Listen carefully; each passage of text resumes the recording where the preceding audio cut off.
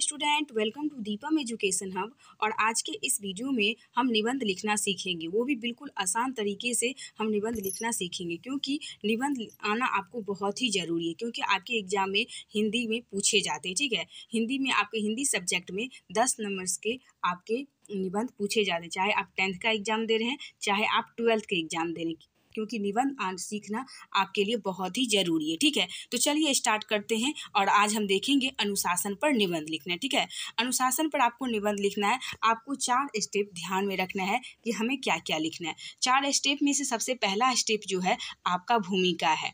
आपको यहाँ पे भूमिका पहले लिखना है, उसके बाद दूसरा स्टेप, उसके बाद तीसरा स्टेप, उसके बाद आपको 4th स्टेप लिखना है। ठीक है, तो चलिए देखते हैं पहला स्टेप क्या है। सबसे पहले आपको क्या लिखना है, भूमिका।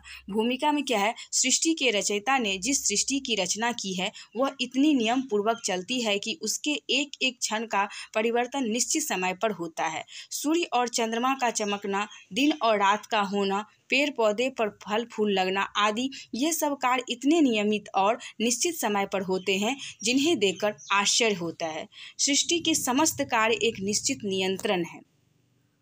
सृष्टि के समस्त कार्य एक निश्चित नियंत्रण है या अनुशासन के अधीन चल रहा है। ठीक है, और यहाँ पे है अनुशासन शब्द 2 शब्दों के मूल मेल से बने हैं, अनु तथा शासन। इसका तात्पर्य है कि शासन के अनुसरण करना अर्थात शासन के नियमों को पालन करना तथा उसके नियंत्रण में रहना। अनुशासित जीवन को ही समय जीवन कहा जाता है। अनुशासन जीवन के ही सभ्य जीवन कहा जाता है। ये तो था आपका पहला स्टेप, जो कि आपको भूमिका लिखना है। दूसरा है आपका अनुशासन का स्वरूप। अनुशासन के 2 स्वरूप है, बाह्य और आंतरिक। शास्त्रीय, सामाजिक तथा शासकीय नियमों को पालन करना, गुरुजनों के उपदेश और आदेश को मानना।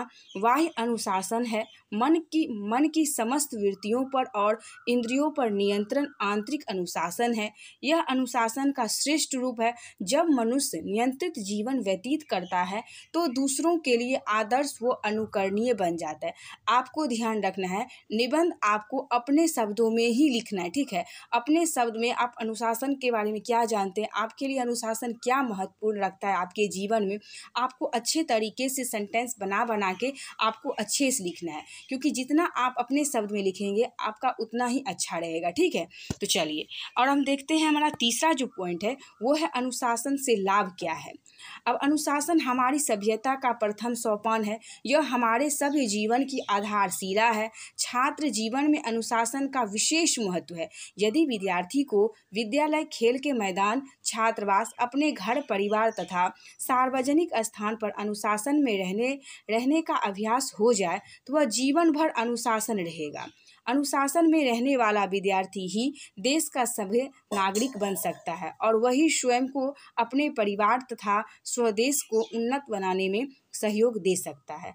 आपका 4th पॉइंट है उपसंहार।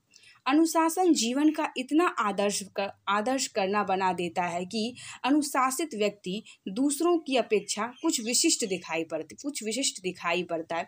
उसका उठना बैठना, बोलना, व्यवहार करना आदि प्रत्येक क्रिया में एक विशेष व्यवहार व्यवस्था का या नियम की झलक मिलती है। अपनी समस्त वृत्तियों पर उसका पूर्ण नियंत्रण रहना है। संसार में वह कुछ विशेष कर सकते हैं की क्षमता रखता है। उसका सब और समान होता है तथा उसके चरण चूमती दिखाई देती है। अनुशासनहीन मनुष्य संसार में लेश मात्र भी सफल नहीं होता, बल्कि वह अपने पतन के साथ समाज का भी विनाश करना है। अनुशासित जीवन ही वास्तविक जीवन है। अनुशासनहीनता मौत है। आपके छात्र जो देश के भावी कर्णधार है, अपने को अनुशासित रखने में सफल हो सके तो इसमें उनका अपना भी कल्याण होगा तथा वो अपने समाज व राष्ट्र का भी कल्याण कर सकेंगे। अनुशासन की नींव पर ही सफलता का विशाल महल बन सकता है।